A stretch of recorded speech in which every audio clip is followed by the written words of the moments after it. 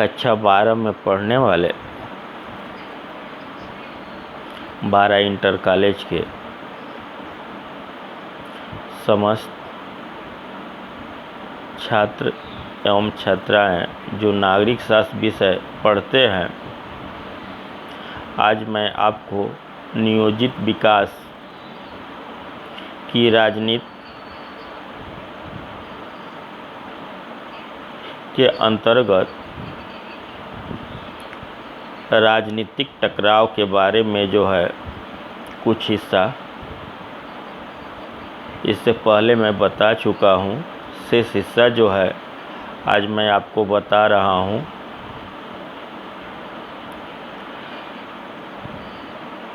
आर्थिक समृद्धि और सामाजिक न्याय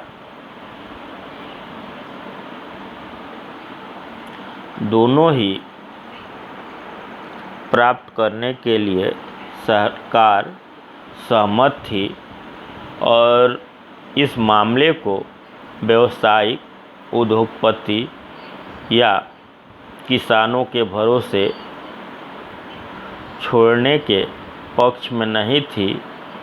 सरकार को इस मामले में महत्वपूर्ण भूमिका निभानी थी। यद्यपि आर्थिक समृद्धि और सामाजिक न्याय भी मिले, इसके लिए सरकार कौन सी भूमिका निभाए, इस बात को लेकर के सरकार निश्चित नहीं थी, अर्थात उसमें मतभेद था।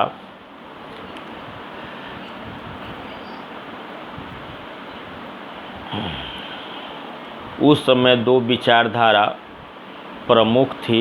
नंबर 1 विचारधारा थी वामपंथ।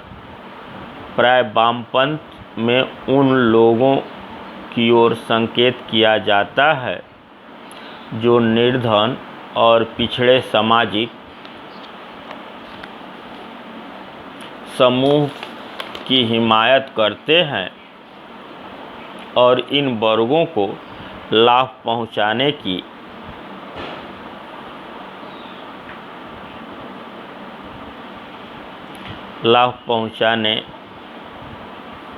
वाली सरकारी नीतियों का समर्थन करते हैं, जबकि दक्षिणपंथ में उन लोगों की ओर संकेत किया जाता है जो यह मानते हैं कि खुली प्रतिस्पर्धा और बाजार मूलक अर्थव्यवस्था के माध्यम से ही प्रगति हो सकती है।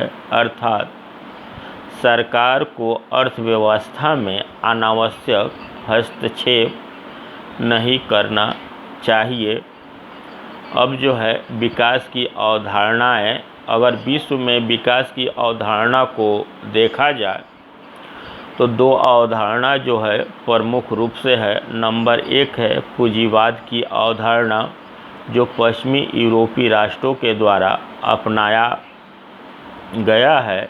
इसमें पूंजीपतियों को खुली छूट दी गई है व्यापार करने के लिए, और व्यापारी वह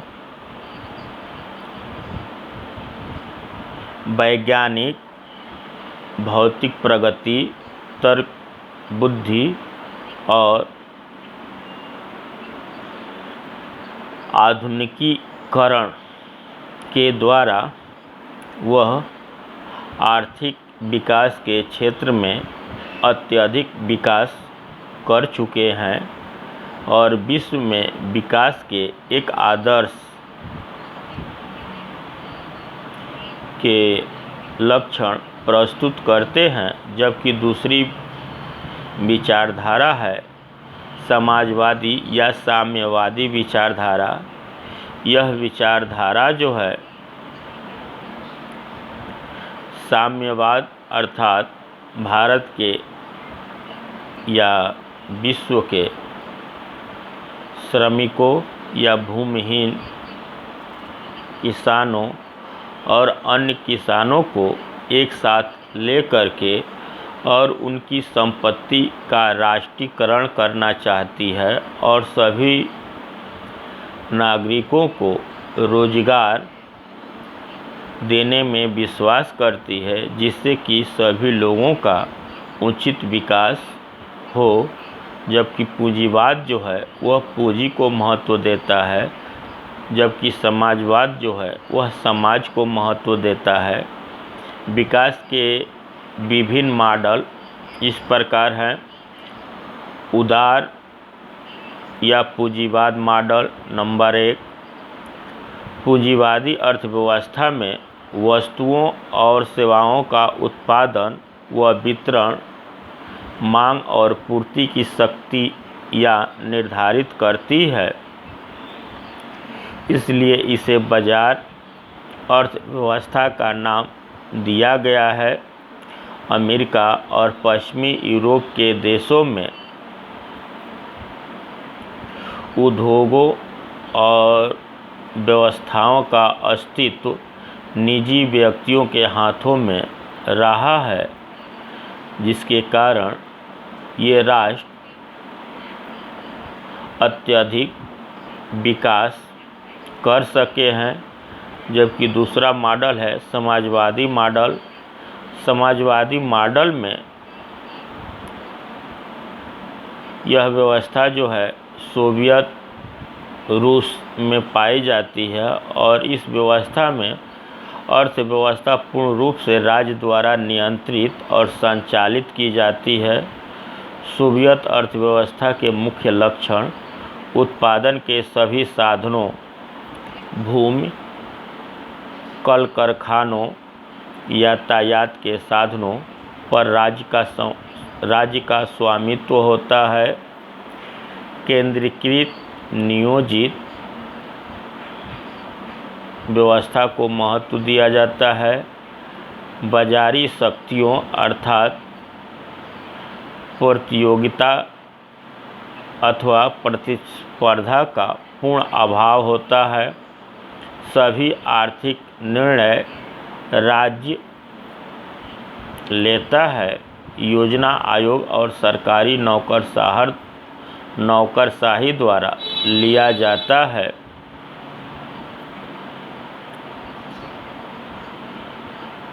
भारतीय कम्युनिस्ट पार्टी ने और सोशलिस्ट पार्टी ने और यहाँ तक कि कांग्रेस पार्टी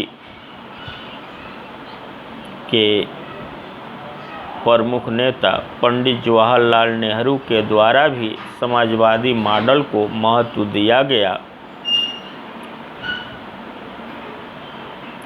समाजवादियों के अनुसार सभी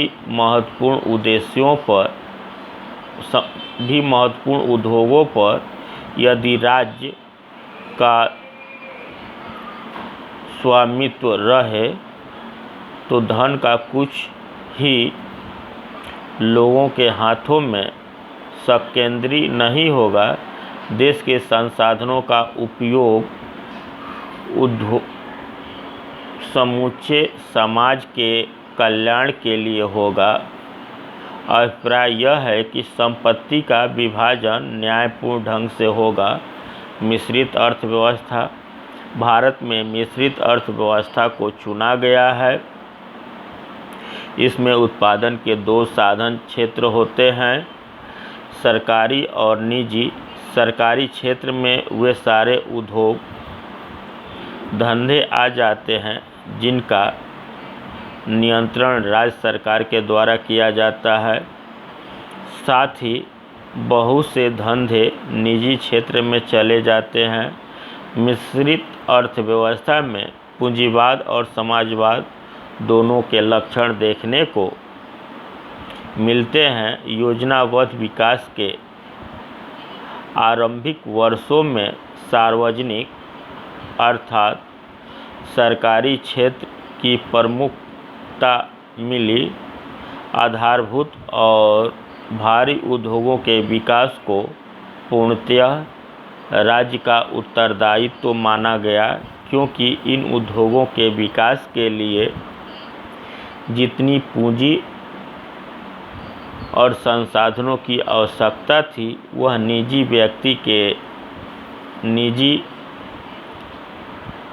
व्यक्तियों के पास नहीं थी, जबकि निजी क्षेत्र या आम उद्योगपतियों द्वारा कुटीर और लघु उद्योग स्थापित किए गए।